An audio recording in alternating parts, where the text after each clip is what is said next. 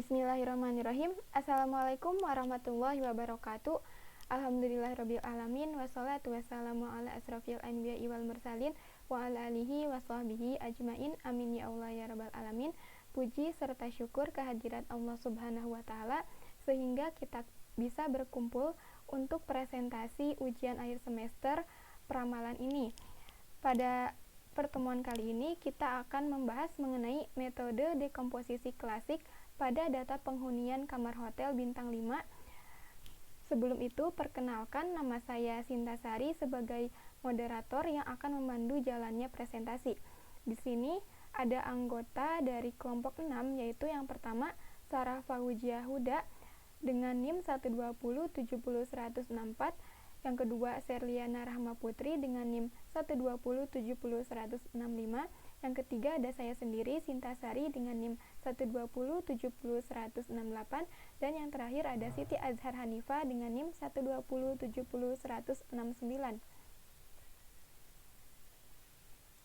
Kemudian adapun poin-poin yang akan kita bahas yaitu pendahuluan, langkah-langkah dekomposisi, trend fitting, dekomposisi klasik, langkah-langkah dekomposisi klasik. Untuk selanjutnya saya serahkan kepada Serli. Baik, di sini saya akan menjelaskan mengenai bagian yang pertama, yaitu pendahuluan. Metode dekomposisi biasanya mencoba memisahkan 3 komponen terpisah dari pola dasar yang cenderung mencirikan deret data ekonomi dan bisnis. Komponen tersebut diantara lain yang pertama ada faktor tren atau kecenderungan, yaitu menggambarkan perilaku data dalam jangka panjang dan dapat meningkat, menurun, atau tidak berubah. Kemudian yang kedua ada faktor siklus, yaitu menggambarkan baik turunnya ekonomi atau industri tertentu dan sering terdapat pada deret data seperti produk bruto nasional atau GNP, kemudian indeks produksi industri, kemudian permintaan untuk perumahan, penjualan barang industri seperti mobil, harga saham, tingkat obligasi, penawaran uang, dan tingkat bunga. Kemudian, yang ketiga ada faktor musiman yang berkaitan dengan fluktuasi periodik dengan panjang konstan yang disebabkan oleh hal-hal seperti temperatur, curah hujan, bulan pada suatu tahun, saat liburan, dan kebijaksanaan perusahaan. Perbedaan antara musiman dan siklus adalah bahwa musiman itu berulang dengan sendirinya pada interval yang tetap, seperti tahun, bulan, atau minggu. Sedangkan faktor siklus mempunyai jangka waktu yang lebih lama dan lamanya berbeda dari siklus yang satu ke siklus yang lain. Dekomposisi sendiri mempunyai asumsi bahwa data itu tersusun sebagai berikut, yaitu data sama dengan pola plus kesalahan, di mana sama dengan F yang berisikan tren, siklus, atau musiman, ditambah kesalahan. Kemudian, metode dekomposisi ini termasuk pendekatan peramalan yang tertua. Metode ini digunakan pada awal abad oleh para ahli ekonomi untuk mengenali dan mengendalikan siklus bisnis. Dasar dari metode dekomposisi pada saat ini muncul pada tahun 1920-an ketika konsep rasio tren diperkenalkan. Sejak saat itu, pendekatan dekomposisi telah digunakan secara luas baik oleh para ahli ekonomi ataupun para pengusaha. Terdapat beberapa pendekatan alternatif untuk mendekomposisi suatu deret berkala, yang semuanya bertujuan untuk memisahkan setiap komponen deret data seteliti mungkin.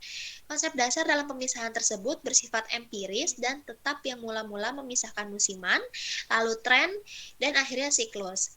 Residu yang ada dianggap unsur random yang walaupun tidak dapat ditaksir, tetapi dapat diidentifikasi. Dipandang dari segi statistika, pendekatan dekomposisi ini mempunyai sejumlah kelemahan teoritis. Walaupun demikian, para praktisi banyak yang mengabaikan kelemahan ini dan telah menggunakan pendekatan ini dengan sangat berhasil.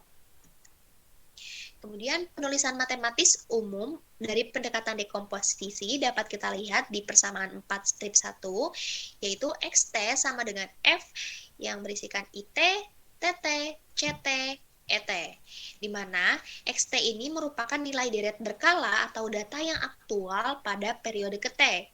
Kemudian IT adalah komponen atau indeks musiman pada periode T. Kemudian TT adalah komponen tren pada periode T.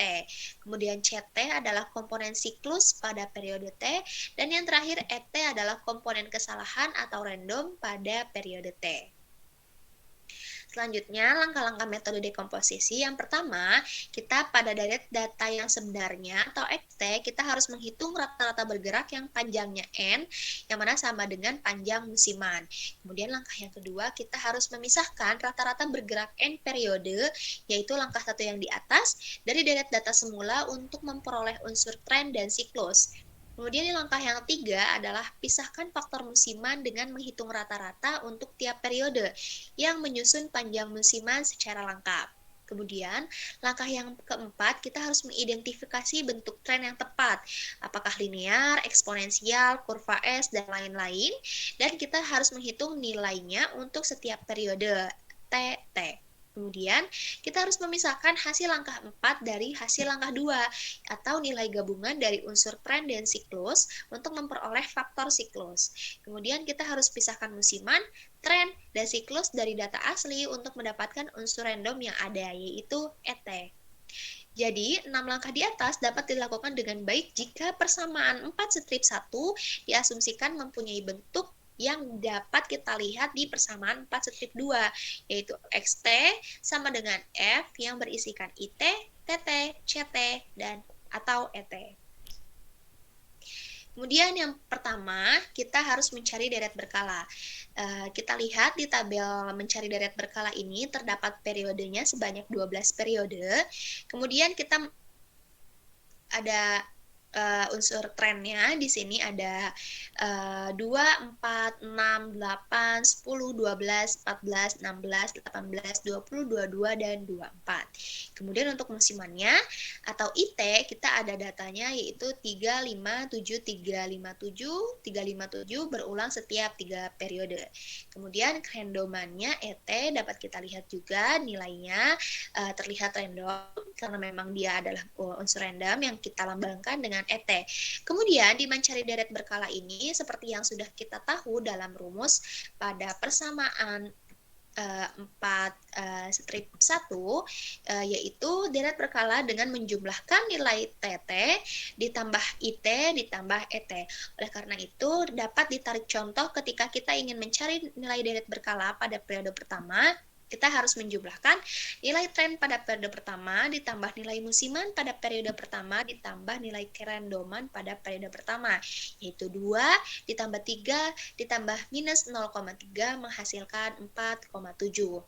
Kemudian pada periode yang kedua kita juga bisa menambahkan nilai TT atau trennya, IT atau musimannya, dan juga ET atau kerandomannya pada periode kedua, yaitu 4 ditambah 5 ditambah 0 yang akan menghasilkan 9. Begitu seterusnya sampai periode ke-12.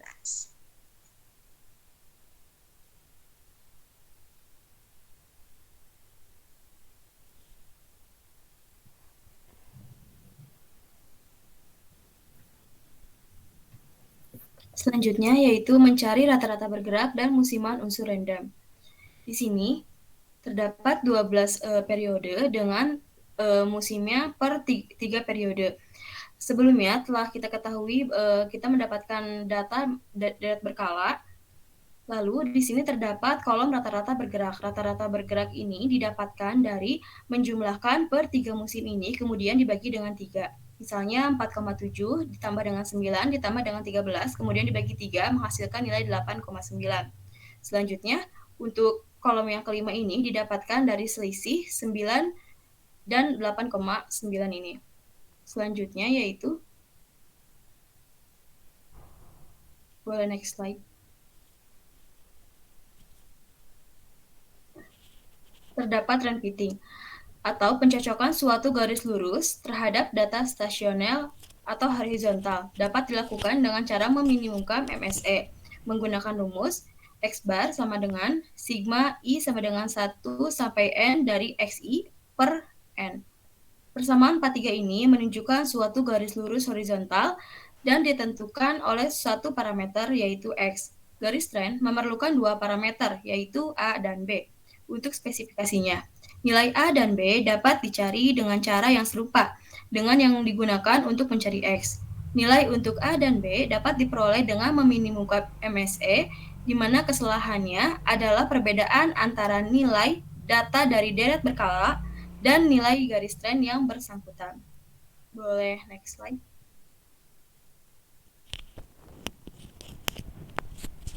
Yang pertama yaitu garis tren, seperti yang ditunjukkan pada gambar 41, yaitu dapat dijelaskan dengan dua parameter, yaitu parameter A dan B dalam bentuk ST sama dengan A ditambah BT.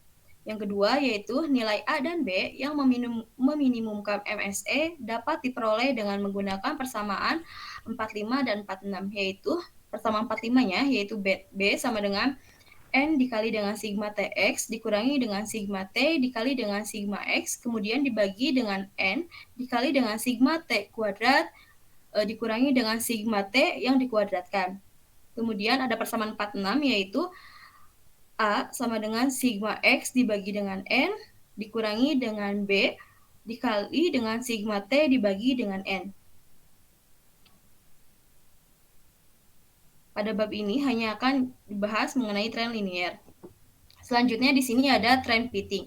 Trend fitting ini data yang dihasilkannya yaitu misalnya pada tahun 2013 kita menjumlahkan seluruh tamu hotelnya, kemudian kita akan dan begitupun hingga tahun 2018 sehingga mendapatkan gambar grafik seperti yang bisa kita lihat. Perbandingan antara linear versus kuadratik. Data yang ditrenkan lebih cocok menggunakan persamaan kuadrat karena hasilnya 98% mendekati data asli atau sebenarnya.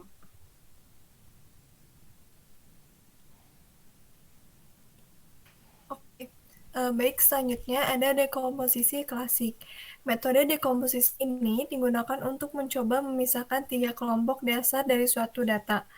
Yang pertama ada faktor tren, yang kedua ada faktor siklus, ketiga ada faktor musiman. Metode dekomposisi dengan rasio rata-rata bergerak klasik yaitu pada persamaan 49 yang berisi tentang XT sama dengan IT ditambah TT ditambah CT dan ini sama seperti persamaan yang telah dijelaskan oleh Shirley. Selanjutnya ada langkah-langkah dekomposisi klasik. Nah, langkah yang pertama yaitu rata-rata bergerak ini tidak mengandung pengaruh musiman dan tanpa atau sedikit sekali memiliki unsur random. MT sama dengan TT dikali CT. Kemudian ada persamaan 49 yang dapat dibagikan persamaan 4/10 yang telah saya sebutkan, maka rasio dari nilai sebenarnya rata-rata yaitu XT per MT sama dengan IT dikali TT dikali CT per TT dikali CT sama dengan IT dikali ET yang kita sebut dengan persamaan keempat. Nah, di sini ada perhitungan dekomposisi untuk rata-rata bergerak. Kita lihat datanya dari tahun 2000 sampai tahun 2018, di mana tahun 2013 ini terdapat data bulan dari Januari sampai Desember, ada data pemasukan atau penghunian kamar hotel. Kita untuk menghitung rata-rata bergeraknya, kita hitung dari data dari bulan Januari ditambah sampai dengan data bulan Desember, lalu dibagi dengan 12 akan menghasilkan 45,995. Nah, untuk data yang kedua atau periode rata-rata gerak di bulan Agustus, kita menghitungnya dari bulan Februari sampai bulan Januari di tahun 2014. Yang dapat dihitung yaitu di 41,29 sampai dengan 40,48 dibagi dengan 12 yang akan menghasilkan 46,08,08333 dan seterusnya. Begitu untuk penghitungan rata-rata gerak. Selanjutnya, untuk rasio dari nilai sebenarnya terhadap rata bergerak dapat dihitung dengan data yang asli dikali rata-rata bergeraknya dikali 100%. Di mana data yang aslinya kita mulai dari bulan Juli yaitu 49,99 per 45,995 dikali 100% yang akan menghasilkan 0,91292518. Untuk bulan Agustus juga sama, perhitungannya yaitu 42,59 dikali 4 dibagi 46,00080833 dikali 100% akan menghasilkan 0,224245438. Untuk perhitungan rata-rata bergerak dan rasio dari nilai sebenarnya terhadap rata-rata bergerak, untuk perhitungannya seperti itu. Sama saja dari 2013 sampai 2018 akan menghasilkan data yang berakhir di bulan Juli.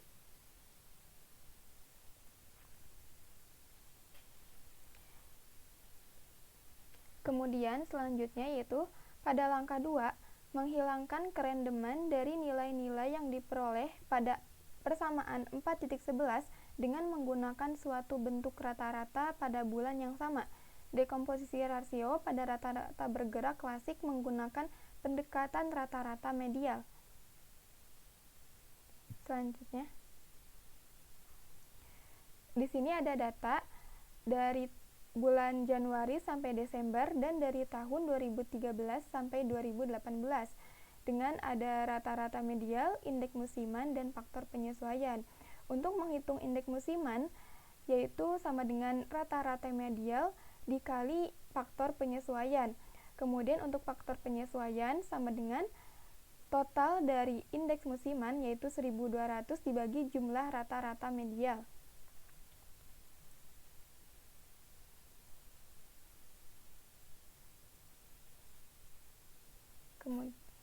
Kemudian pada langkah 3 yaitu memisahkan faktor tren dari siklus dengan persamaan 4.10.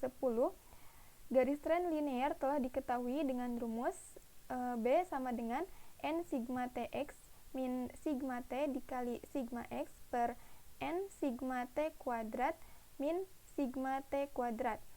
Kemudian untuk persamaan untuk A sama dengan sigma X per N min B sigma T per N.